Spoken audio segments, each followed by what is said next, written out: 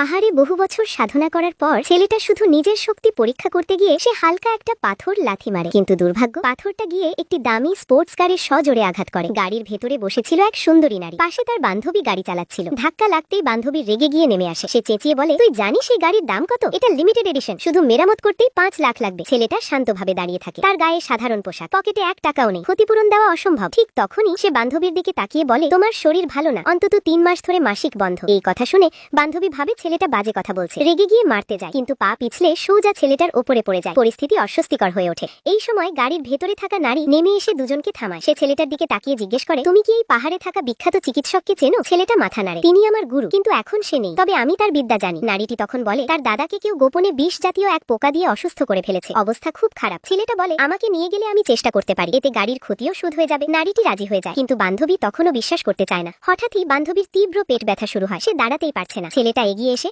আঙ্গুল দিয়ে শরীরের কয়েকটি নির্দিষ্ট স্থানে হালকা চাপ দেয়। মুহূর্তের মধ্যেই ব্যথা উধাও, অন্যান্য পুরনো সমস্যাও যেন হাওয়ায় মিলিয়ে যায়। এবার সবাই বিশ্বাস করে ছেলেটা সত্যিই ভালো একজন চিকিৎসক। তারা ছেলেটাকে নিয়ে দ্রুত বাড়িতে যায়, কিন্তু সেখানে আগে থেকেই ছিল এক ধনী যুবক। সে ব্যঙ্গ করে বলে, এই গ্রাম্য ছোকেরা কি বুঝবে, আসলে দাদার এই অসুখীর পেছনে এই যুবকই ছিল। সে জোর করে বিয়ে করতে চেয়েছিল। ছেলেটা এক নজর দেখেই বলে, শরীরে গু পোকা আছে, ভয়ের মাধ্যমে ঢোকানো হয়েছে। সবাই অবাক, ধনী যুবক হাসে, মা পোকা ছাড়া এটা বের করা অসম্ভব। ছেলেটা শান্তভাবে বলে, অন্যদের জন্য অসম্ভব, আমার জন্য না। নারীটি কাঁদতে কাঁদতে বলে, দাদাকে বাঁচাতে পারলে যা চাইবে দেব। ছেলেটা বলে, টাকা চাই না, শুধু তোমার পরা স্টকিংসটা চাই। সবাই ভুল বোঝে, কিন্তু সময় নেই, আর আধ ঘন্টা। নারী বাধ্য হয়ে স্টকিংস খুলে দেয়। ছেলেটা তখন চোখ বন্ধ করে বিশেষ দৃষ্টি ব্যবহার করে। গু পোকার অবস্থান স্পষ্ট হয়ে ওঠে। সে স্টকিংস পাকিয়ে বাতাসে ছুড়ে বিশেষ কৌশল চালায়। মুহূর্তে এক অদ্ভুত গন্ধ ছড়িয়ে পড়ে। আসলে ওই স্টকিংস দিয়ে সে মা পোকার উপস্থিতি তৈরি করেছিল। গন্ধ পেয়েই গু পোকা নড়ে চড়ে ওঠে। ছেলেটা আঙুল তুলতেই দাদা হঠাৎ উঠে বসে মুখ দিয়ে কালো গু পোকা বের করে ফেলে। সবাই অবাক, আর সেদিন থেকেই ছেলেটার নাম ছড়িয়ে পড়ে অলৌকিক চিকিৎসক হিসেবে।